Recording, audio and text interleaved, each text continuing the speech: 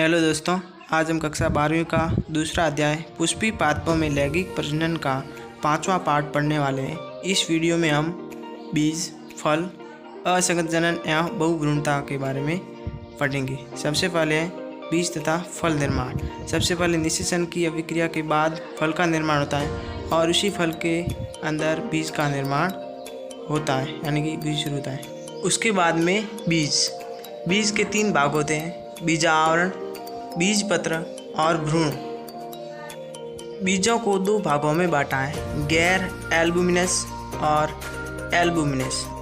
गैर एल्बुमिनस में भ्रूण पोष नहीं होता है, उदाहरण मटर और मूंगफली, यानी कि इसके अंदर सीधा फल लगना शुरू हो जाता है।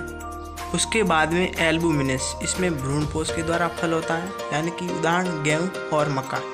बीज का तीसरा प्रकार है परिभ्रूण पोष। इसके 2 उदाहरण हैं, चुकंदर और काली मिर्च। बीज से पेड़ यानी कि पौधे का निर्माण कैसे होता है? ये बीज है, बीज का आवरण और बीज द्रव, इसके अंदर O2 यानी कि पानी आता है और फिर जब सूरज निकलता है उसके बाद ये अंकुरित होता है और फिर पेड़ के अंदर कन्वर्ट हो जाता है, छोटा होता है, फिर उसके बाद बड़ा पेड़ बन जाता है और जड़ें निकालता है। उसके बाद में है फल के अंदर जो बीज होता है उसके बाहर की फल वीति उसे कहते हैं और इंग्लिश में उसे पेरिकार्ड भी कहते हैं और उसके अंदर बीज होता है।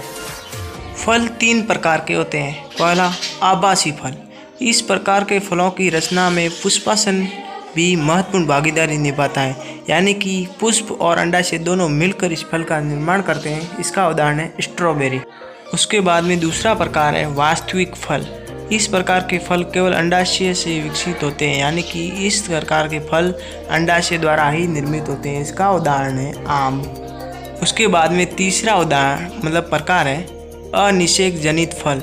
ये फल बिना निषेचन के विकसित होते हैं, यानी कि इसके अंदर निषेचन की प्रक्रिया नहीं होती है।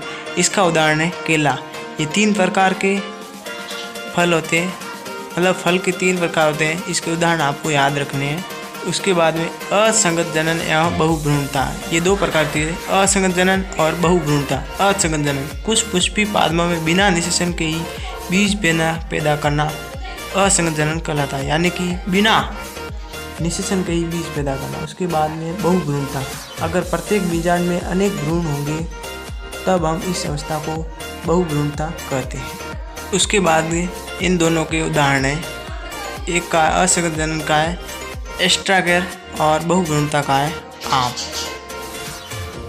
इस वीडियो में हमने सीखा NCERT क्लास 12 बायोलॉजी बुक। इसमें बीज, फल, असंगत जनन एवं बहुभ्रूणता के बारे में